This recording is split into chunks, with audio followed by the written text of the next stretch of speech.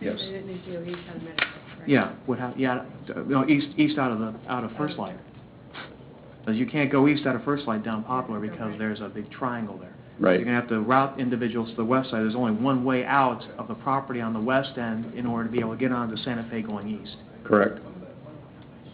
Is that going to cause a traffic issue on Sundays? Is there going to be traffic control that's going to have to be put into place? Well, part of the design we've had the engineer look at, how do you address that to keep traffic from basically going west and looping back east? And that can be done. What they've shown is certainly easy enough to do. Now, again, the first phase, their entrance will be at the west end of their property, because Poplar won't even, North 56 won't even be in place yet until phase 2. So that becomes an issue in phase 2.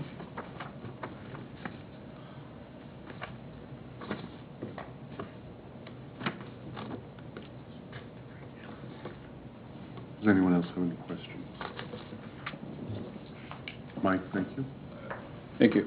At this time, I would open up the floor to comment from the public regarding the rezoning request for First Light Church.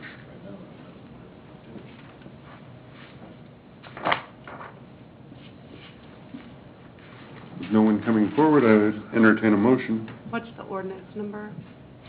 2426. I move we accept the Planning Commission's recommendation for approval and pass ordinance 2426, approving Z-13-01 First Light Church to rezone approximately 11.84 acres to R1 with no stipulations. Second. Motion Harrison, second Freeman, that we accept the Planning Commission's recommendation for approval and pass ordinance number 2426. All those. This is an ordinance, so we will do a poll call. Shoot. Yes. Harrison. Yes. Podovich. Yes. Freeman. Yes. Roberts. Yes. Motion passes 5-0. New business item number 6. Consider approving and accepting easements and rights of way for the preliminary and final plat for First Light Church of Gardner. This goes along with the previous item. Does anyone have questions? We'd be glad to have a staff member come up. So, Cheryl, in your opinion, this is something you would support, then, the realignment and everything else? I mean, is this... What do you mean? Well, I mean, the cost of the road realignment and everything else, this is typical. This is typically how it's done. The city pays, even though we're not really wanting to realign it. Well, it's done a couple of different ways, depending on what jurisdiction you're in. There are some jurisdictions that have impact fees, and they look at that. There are some that look at trying to have the developer or the property owner put it in, and then, as people, you look at kind of a percentage of impact on the roadway and have joint participation. So it's done different ways in different jurisdictions. And I understand the portion that's north of Santa Fe will be paid for by the church. I mean, that's all their responsibility. Right. But I guess I'm more concerned about the impact to us financially for having to realign a road that we may have not really considered before this plat. Is that? And if it doesn't get to be a priority on the city's priority list, it may be there for a while before you get a connection, because you'll start to look at your capital budget and decide if this is something you want to allocate money to as a priority to do. And if it doesn't go in, then what happens? I guess maybe I don't understand the full impact of the traffic planning. What happens? If you don't ever get it connected? Now, let's just say we don't have the money, we don't see it as a priority. What is the event that occurs traffic-wise without that road realignment? and maybe you said this, but I'm not sure I understand. I'm just, the wheels are turning as I'm making sure I understand. Yeah, I mean, I guess, you know, the problem I have, of course, is anytime a developer, regardless whether it's a school, church, whoever, does something that impacts the city financially that the city was not planning on doing, I see that as an ancillary cost that we should not have to bear. I'm not sure if legally that's how we should see this, and I guess that's why I'm asking for your planning expertise on this, or whether that's something we shouldn't consider at all. But in my opinion, if we hadn't planned on doing it this way, this would not be our expense. I mean, we'd have no expense. And now, to accommodate a development, again, not picking on a church or a school or anything else, but I just don't think the city ought to be a party to that transaction, and nor should the taxpayers be on the hook for it. So I guess I'm asking anybody that wants to answer. I guess your question then is, if this does not become a priority for the city as part of our capital improvement programming, then how would this function from a traffic perspective? That's the first question. The second question is, can we deny the plat on the basis of the extra cost to the city? Well, Is that a valid concern?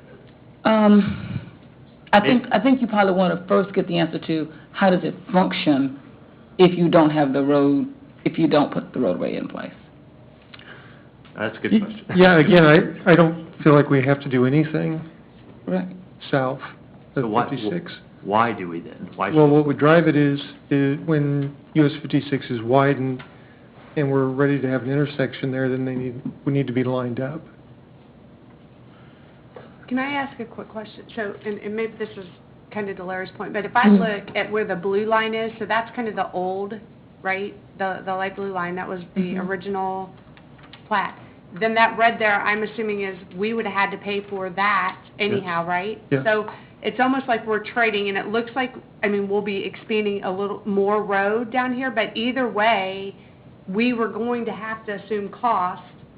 Wait a minute, we were going to assume the blue line cost? No, the blue line was the original plan. Right. But that red line, which is the same, you know, that red line below it, we were going to have to assume that as part of the 56 corridor with the original plan. So that would have been the city's cost. So all I'm saying is, we're moving partial cost over, and it looks like with the... Double the size. Yeah, it looks like it's double, and I don't know if that's really the case or not, but we would have, you know, we would have had some cost to do that, even with the original, once that time came, I guess.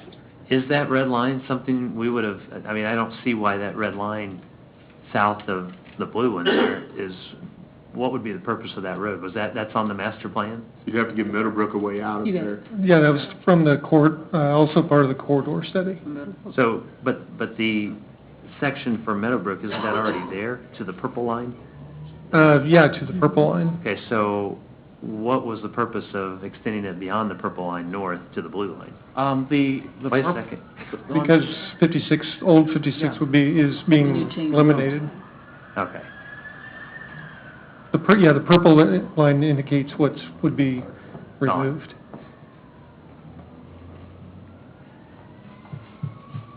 Any other questions? So it is a valid concern that we will be on the hook for, well, or I guess the answer that I'm hearing is that we don't really need to worry about the road. It'd be, I mean, if it's a benefit to the city, at some future point, we'll reroute it. If it's not important to us, or if we don't have the money, we won't. Right. But the impact to the traffic is really nothing. I mean, Mr. Mayor, I wonder if I can just try to answer a question. One way to look at the first plat, or excuse me, the First Light final plat, is the reason the road is in there is to implement the city's transportation master plan. The city could choose to not require that as part of this final plat. And First Light would be very happy, because that means they wouldn't have to pay for it. But without that going in there, we do not have a north-south collector from 175th to the nearest arterial to the north. I believe it's